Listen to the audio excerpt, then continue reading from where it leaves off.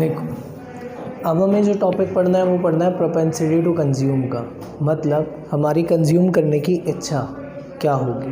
ये दो बातों पर डिपेंड करेगी, मतलब दो तरीके से हम पढ़ेंगे इसमें। एक APC और एक MPC। ये APC का मतलब है एवरेज प्रोपेंसिटी टू कंज्यूम, यानी कि हमारी औसतन उपभोग करने की इच्छा क्या है, और एक है MPC यानी कि सीमांत उपभोग करने की इच्छा। इसका मतलब प्रवृत्ति की बात करें, देखो ये है औसत उपभोग प्रवृत्ति और ये है सीमांत उपभोग प्रवृत्ति, यानी कि एवरेज प्रोपेंसिटी टू कंज्यूम और मार्जिनल प्रोपेंसिटी टू कंज्यूम। अब दोनों में फ़र्क क्या है, ये देखो। यहाँ हम ये सीखते हैं कि जो हमारी इनकम का लेवल है, जो भी लेवल है, उस लेवल पर हमारा कंजम्पशन क्या हो, उस लेवल पर हमारा कंजम्पशन क्या होगा, और जो भी कंजम्पशन होगा उनका रेशियो, मतलब इसका फॉर्मूला है C/Y। क्या है इसका फॉर्मूला? यानी कि एक किसी भी पॉइंट की इनकम और उस इनकम पर होने वाला कंजम्पशन, उनके बीच का रेशियो क्या कहलाएगा? APC। ठीक है। मार्जिनल क्या कहता है? मार्जिनल ये कहता है कि हमें मतलब नहीं है कि तुम्हारा पुराना इनकम क्या था, तुम्हारा पुराना कंजम्पशन क्या था, तुम्हारी अब नई वाली इनकम क्या है, या तुम्हारी नया वाला कंजम्पशन क्या है, हमें मतलब नहीं। हम ये जानना चाहते हैं कि अब की बार जो तुम्हारी इनकम में चेंज हुआ, अब की बार जो तुम्हारी इनकम में चेंज हुआ, उस चेंज की वजह से जो तुमने कंजम्पशन में चेंज किया, उस चेंज की वजह से तुम, ये बात तो है कि कंजम्पशन में तो चेंज करोगे, तो उस चेंज की वजह से जो तुमने कंजम्पशन में चेंज किया उसका रेशियो क्या होगा, यानी कि चेंज का रेशियो, मतलब ΔC/ΔY। ठीक है। इनकम के चेंज की वजह से कंजम्पशन में जो चेंज हुआ उसका रेशियो क्या कहलाएगा? MPC। क्या कहलाएगा? और एक पर्टिकुलर इनकम पर पर्टिकुलर कंजम्पशन का रेशियो क्या कहलाएगा? APC। ठीक है। एक बार थोड़ा टेबल से समझते हैं हम लोग ये चीज़ें कैलकुलेट कैसे होती है, फिर इनका डायग्राम भी बना लेंगे। देखो,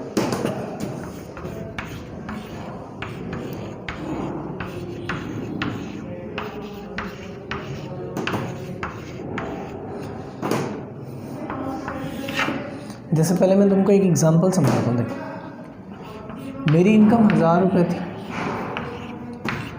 और मेरा कंजम्पशन 800 रुपये था। कितने रुपए का था?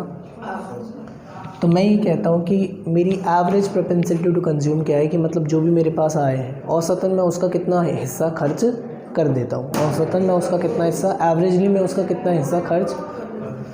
तो APC निकलेगा 800 डिवाइड में 1000 C/Y, कितना हो गया? 0.8। इसका मतलब ये है कि मेरी जो भी इनकम होती है ना, मैं एवरेजली उसका 80% कंज्यूम कर लेता हूँ। एवरेजली उसका कितना परसेंट कंज्यूम कर लेता हूँ? 80%। ठीक है। जो भी इनकम होती है एवरेज है, हर बार ऐसा हो रहा है ये कोई ज़रूरी नहीं है। एवरेज का मतलब यही तो होता है। मीन में हम देखते थे ना, मीन में हम देखते थे जब हम 11th क्लास में मीन पढ़ रहे थे, तो हमने वहाँ बहुत सी चीज़ें देखी थी कि 2 बच्चों के तो मार्क्स आए 10-10 और 2 बच्चों के आ गए 90-90। ठीक है। तो टोटल कितने हो गए? 200। 4 से डिवाइड किया तो एवरेज कितने आए? 50। जबकि 50 तो किसी के नहीं आए, 2 के तो 50 से बिल्कुल नीचे और 2 के 50 से बहुत ज़्यादा ऊपर, लेकिन एवरेज कितना बोल गया? 50। तो ये कह रहा है कि एवरेज कितना परसेंट कंज्यूम कर लेते हैं? 80%, 80%। हर बार ऐसा करते हैं ये ज़रूरी नहीं है। देखो कैसे देखना, मान लो मेरी इनकम हो गई है नई वाली 1500। कितनी हो गई? 1500। और मेरा जो कंजम्पशन है ना वो मैंने 900 किया है। कितना किया है? 900। क्या किया है? 900। अब अगर मैं यहाँ MPC निकालूँ, क्या निकालूँ? मैं क्या निकालूँ यहाँ पर? MPC। और यहीं पर मैं APC निकालूँ। क्या निकालूँ? APC। पहले अपन APC निकालते हैं। तो APC तो कितना होगा? 900 डिवाइड में 1500, तो आंसर आएगा 0.60। कितना आएगा? इसका मतलब अब मैंने एवरेजली मेरी इनकम का कितना परसेंट कंज्यूम कर लिया? 60%। अगर मैं इसी लेवल पर MPC निकालूँ तो फॉर्मूला है ΔC/ΔY। कंजम्पशन में चेंज कितना है 100 का, और इनकम में चेंज कितना है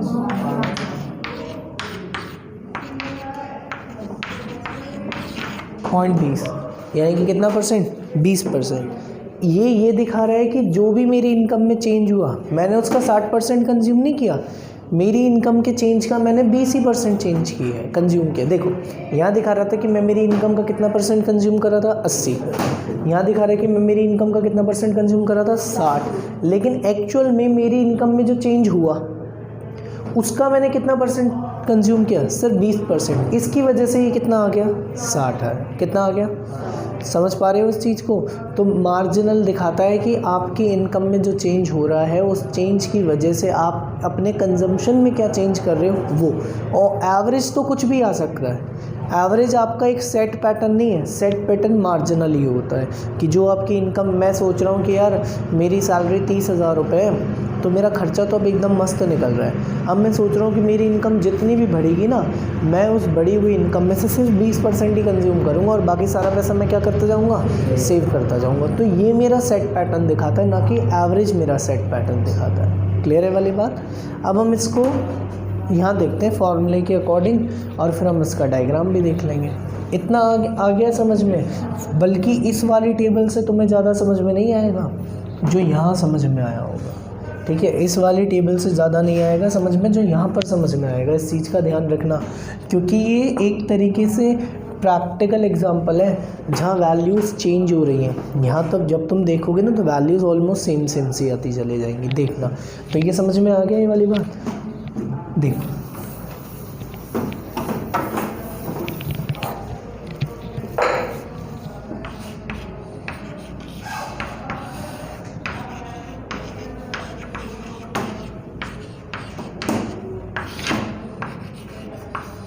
APC का फॉर्मूला C/y।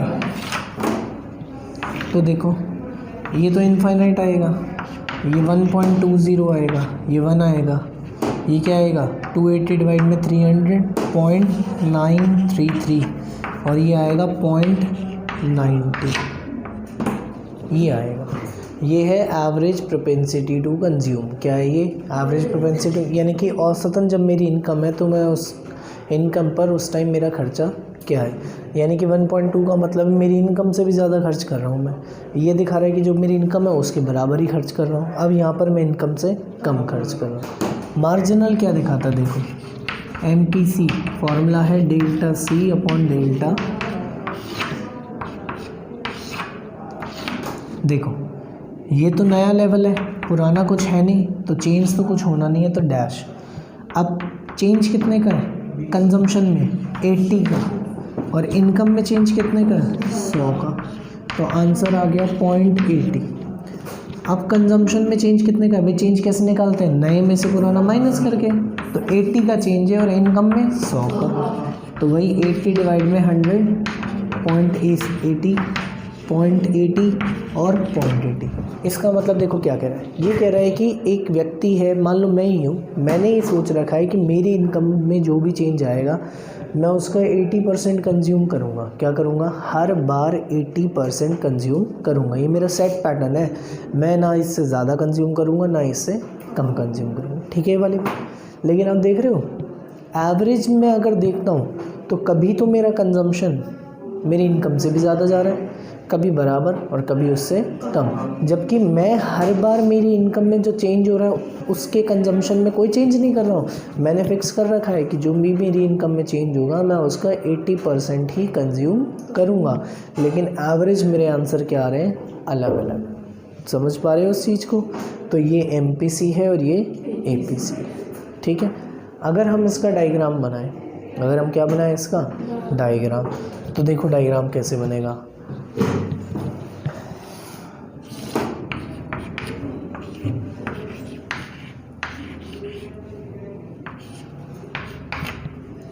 कंजम्पशन यहाँ से स्टार्ट होता है। मान लो मुझे इस लेवल पर पता करना है APC, तो फॉर्मूला क्या है C/y। अब मुझे नाम भी तो देना पड़ेगा A और B।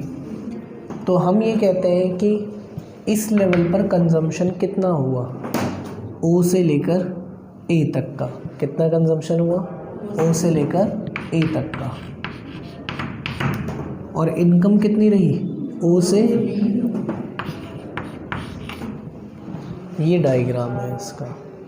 ये क्या है इसका भाई, देखो मैंने एक कंजम्पशन कर्व लिया, मैं किसी भी पॉइंट पर कैलकुलेशन करना चाहता हूँ, मैंने ये वाला पॉइंट मार्क कर लिया। इस पॉइंट पर मेरा कंजम्पशन कितना है, ओ से ए तक का, और मेरी इनकम कितनी है ओ से बी तक की। ये रहा, ये तो एवरेज का है। अगर मैं मार्जिनल का, यानी कि ये वाला डायग्राम किसका है, एपीसी का, ठीक है। अगर मैं मार्जिनल का डायग्राम बनाना चाहूँ तो मार्जिनल का डायग्राम क्या होगा, देखो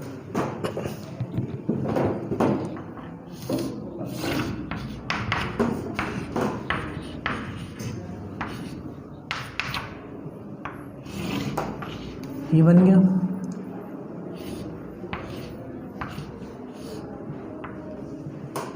नाम दे दिया ए, और मैं इस लेवल पर एमपीसी निकालना चाहता हूँ, ठीक है, लेकिन नहीं निकाल सकता क्योंकि मार्जिनल के लिए 2 पॉइंट चाहिए होते हैं। चेंज कैसे पता लगेगा, जब नया और पुराना होगा। यहाँ तो पॉइंट ही एक दिख रहा है, तो ये नया माने पुराना माने क्या माने पता ही नहीं ना हमारे को, तो इसका मतलब यहाँ पर एक चेंज और मतलब एक लेवल हमको और बनाना होगा। तो हमने एक लेवल और बना दिया, ठीक है, सी और डी, हमने एक लेवल और बना दिया सी और डी का, ठीक है। अब हम निकाल सकते हैं एमपीसी। यहाँ पर हम निकाल रहे हैं एमपीसी, फॉर्मूला क्या है, डेल्टा सी अपॉन डेल्टा, ठीक है। यहाँ नहीं निकाल सकते थे क्योंकि ये इनिशियल पॉइंट था, जब तक चेंज नहीं निकलेगा तब तक एमपीसी निकलेगा नहीं, और चेंज के लिए हमें कितने पॉइंट चाहिए होंगे, 2, है ना। तो देखो पुरानी इनकम कितनी थी ओ से ए, और नई मतलब सॉरी कंजम्पशन ओ से ए, और नया कंजम्पशन कितना था ओ से सी। तो चेंज कितने का आया, ए सी का, कितने का चेंज आया, देखो पुरानी कंजम्पशन था ओ से ए, नया कंजम्पशन था ओ से सी, तो चेंज सिर्फ ए और सी का आया, तो डेल्टा सी तो है ए सी। पुरानी इनकम थी ओ बी, नई इनकम है ओ डी, तो चेंज कितने का, बी और डी का। ये एमपीसी का डायग्राम है, किसका डायग्राम है, क्लियर है वाली बात। देखो ये डायग्राम किसका है, एमपीसी का, और ये वाला डायग्राम किसका है, एपीसी का। आई ये वाली बात समझ में, ठीक है। ये है कंजम्पशन फंक्शन के पॉइंट्स, प्रोपेंसिटी टू कंज्यूम यानी कि उपभोग की प्रवृत्ति, जिसमें हम कितनी चीज़ें पढ़ रहे हैं, 2, एपीसी और एमपीसी। ये हमने उनके फॉर्मूले देख लिए, और ये एपीसी का डायग्राम है और वो एमपीसी का डायग्राम है, ठीक है। जिस तरीके से कंजम्पशन फंक्शन होता है उसी तरीके से हमारे यहाँ पे सेविंग फंक्शन होता है। क्या होता है, सेविंग फंक्शन।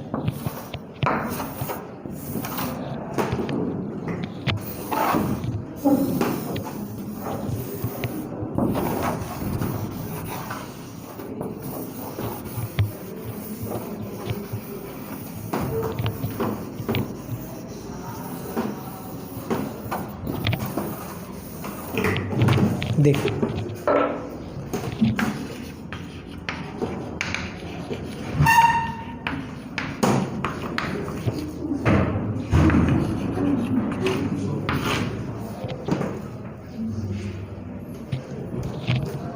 सेविंग फंक्शन ये है प्रोपेंसिटी टू सेव। सबसे पहले हम बात करते हैं सेविंग फंक्शन कौन है। अबे लूलू है क्या,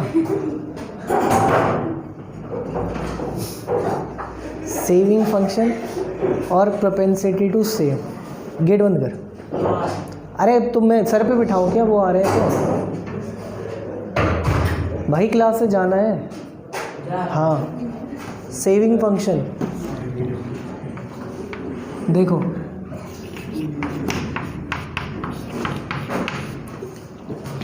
सेविंग फंक्शन है एक फंक्शनल रिलेशनशिप किस किस का, इनकम और सेविंग, सप्लाई नहीं सेविंग, इनकम और सेविंग, यानी कि फंक्शनल रिलेशनशिप इनकम और सेविंग के बीच का हम क्या कहलाएंगे, कहेंगे उसको सेविंग फंक्शन, यानी कि it is a function relationship between income and saving. ठीक है, इसी में जैसे प्रोपेंसिटी टू कंज्यूम होता है, ऐसे ही क्या होता है, प्रोपेंसिटी टू सेव, है ना।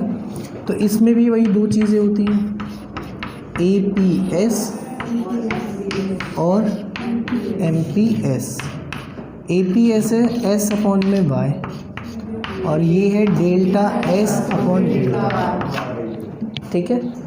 वही कि हमारी इनकम जो भी होगी उस इनकम पर हमारी एवरेज हम कितना सेव करना चाहते हैं, और यहाँ ये है कि जो हमारी इनकम में चेंज होगा उस चेंज के कितना परसेंट, यानी कि उस चेंज में से हम कितना सेव करना चाहते होंगे, ठीक है। वही हम इसके टेबल देखेंगे, जैसे y बन गया, c बन गया, तो s भी बनाना पड़ेगा ना अभी अपन को। तो यहाँ 0 में से 40 गए तो -20, 0, 20 और 40, ठीक है। ये क्या बन गई है, सेविंग बन गई। क्या बन गई है, सेविंग, ठीक है। अब हम क्या निकालना चाहते हैं यहाँ पर, APS और MPS। अब अगर हम इसमें APS निकालें तो फॉर्मूला है सेविंग अपॉन में इनकम। क्या है, सेविंग अपॉन में इनकम। तो देखो माइनस का 40 डिवाइड में 0, तो यहाँ तो वैल्यू ही नहीं निकलेगी। फिर -20 अपॉन में 100, -20 अपॉन में 100। अगर हम इसकी बात करें -20 अपॉन में 100 की, तो आंसर आएगा माइनस का 0.20। फिर 0 अपॉन में 200 आएगा 0। फिर 20 अपॉन में 300 आएगा 0.067। फिर 40 अपॉन में 400 आएगा 0.10। ये आएगा, ये क्या होगा, APS। क्या होगा ये। अब अगर हम निकालें MPS तो फॉर्मूला है delta S upon delta Y।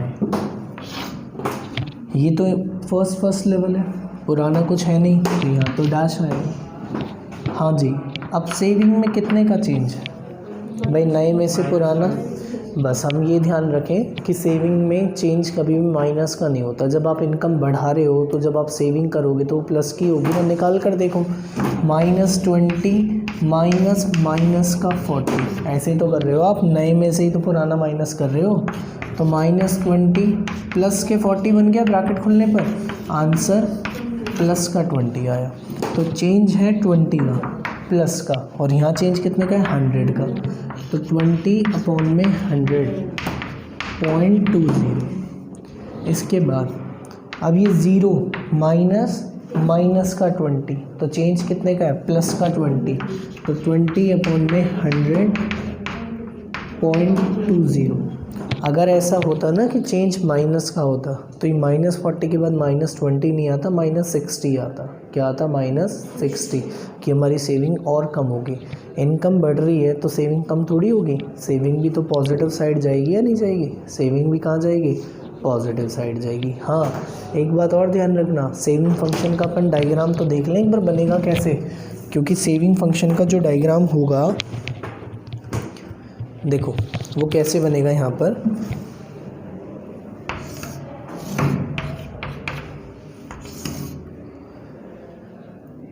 कहाँ से स्टार्ट हो रहा है सेविंग, माइनस, कहाँ से स्टार्ट हो रहा है, फिर बढ़ रहा है कि नहीं बढ़ रहा, बढ़ रहा है, तभी तो वो 0 तक आया, और 0 से क्या हो गया, प्लस। तो ये सेविंग कर्व ऐसे बनेगा, माइनस से स्टार्ट हुआ, बढ़ा, 0 आया, और फिर क्या हो गया, प्लस हो गया। ठीक है। तो देखो अब APS क्या दिखा रहा है कि एवरेज में मेरी इनकम का कितना प्रपोर्शन सेव कर पा रहा हूँ। यहाँ तो मेरी सेविंग माइनस में है, ठीक है, लेकिन मार्जिनल क्या दिखा रहा है, मार्जिनल ये दिखा रहा है कि मेरी इनकम में जो चेंज आ रहा है उस चेंज का मैं कितना परसेंटेज सेव करना चाह रहा हूँ। तो हर बार मैं 20% सेव कर रहा हूँ। कितना परसेंट सेव कर रहा हूँ, 20%। आई वाली बात समझ में, क्योंकि मैं अपन ने देखा था ना इसी टेबल में, जब हम MPC निकाल रहे थे तो हम देख रहे थे कि इनकम में जो भी चेंज आ रहा है उसका 80% यानी कि 80% तो हम कर रहे थे कंज्यूम, तो 20% क्या करेंगे, सही है नहीं, ठीक है। अब अगर हम APS का और MPS का डायग्राम बनाएं तो कैसे बनेगा, देखो अगर हम APS का डायग्राम बनाएं तो ये सेविंग, इस पॉइंट पर हम निकालना चाहते हैं APS, तो ये ओ, ए और बी। तो सेविंग कितनी है, ओ से लेकर ए तक की इस पॉइंट पर, तो ओ से लेकर ए तक की। और इनकम कितनी है, ओ से, ये बन गया APS का डायग्राम। किसका बन गया डायग्राम? तो जैसे हमने APC का बनाया था वैसा ही तो बनाया है। यहाँ पर फ़र्क क्या है, सिर्फ कर्व का फ़र्क है। ठीक है, कंजम्पशन कर्व प्लस वाली वाई एक्सिस से शुरू हो रहा था, सेविंग कर्व माइनस वाली वाई एक्सिस से शुरू हो रहा है। ठीक है, और अगर हम MPS का डायग्राम बनाएं तो MPS का डायग्राम देखो कैसे बनेगा।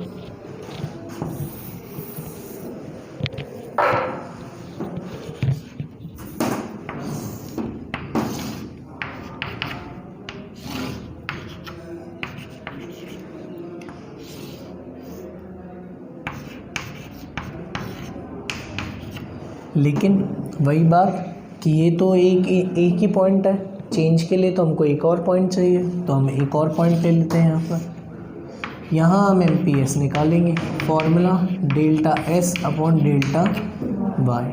ठीक है, आई बात समझ में, delta X upon delta Y। ठीक है, अब इसके बाद हम वही नाम दे रहे हैं इसको C और D। तो पुरानी सेविंग कितनी थी, O से A, नई कितनी थी, O से C। तो चेंज कितने का आया, A और C का। तो चेंज है AC और चेंज इनकम है B और D। चेंज कितने का है, AC, और यहाँ चेंज कितने का है, B और D का। तो ये डायग्राम किसका है, MPS का, और ये डायग्राम APS का। आई वाली बात समझ में? तो ये दोनों डायग्राम हमारे कंप्लीट हो गए। देखो, अगर कंजम्पशन कर्व हमें अच्छे से समझ में आया, कंजम्पशन फंक्शन समझ में आया, प्रोपेंसिटी टू कंज्यूम में APC और APS समझ में आया, तो मतलब ये APC और MPC, तो यहाँ कोई दिक्कत नहीं आएगी। ये बिल्कुल उससे रिलेटेबल कॉन्सेप्ट है, वो हमने पढ़ लिया। तो ये तो बिल्कुल उसके बिल्कुल भी बहुत इजी हो गया एक तरीके से, ये मान सकते हैं हम लोग, क्योंकि डायग्राम तो हम बहुत जल्दी सीख गए हैं इसका, क्योंकि हमको रटा पड़ा है कि यार हाँ एक ही पॉइंट बनेगा AP एवरेज के अंदर और मार्जिनल के अंदर 2 पॉइंट बनेंगे। बस टेबल हम इतनी बार बना चुके हैं कि बार बार याद हो चुकी है हमारे को। ठीक है, तो इस वीडियो के अंदर हम यहीं तक के टॉपिक्स को क्या करेंगे, कंप्लीट। इसके बाद जब हम आगे पढ़ेंगे तो हम इन्वेस्टमेंट फंक्शन पढ़ने वाले हैं। अब कुछ थियोरेटिकल टॉपिक्स आने वाले हैं, जो हम थियोरेटिकल टॉपिक्स को आगे पढ़ने वाले हैं नेक्स्ट वीडियो से। ठीक है, तो ये टॉपिक हमारे यहाँ पर क्या हो गए हैं, कंप्लीट हो गए। ठीक है ना। हाँ, बाकी एक टॉपिक और आता है यहाँ पर, थोड़ा लॉजिकल टॉपिक है, MEI का, मार्जिनल एफिशिएंसी ऑफ इन्वेस्टमेंट का। वो शायद इससे नेक्स्ट वाली वीडियो में हम पढ़ेंगे, या फिर नेक्स्ट वाली वीडियो में। ठीक है ना। Thank you.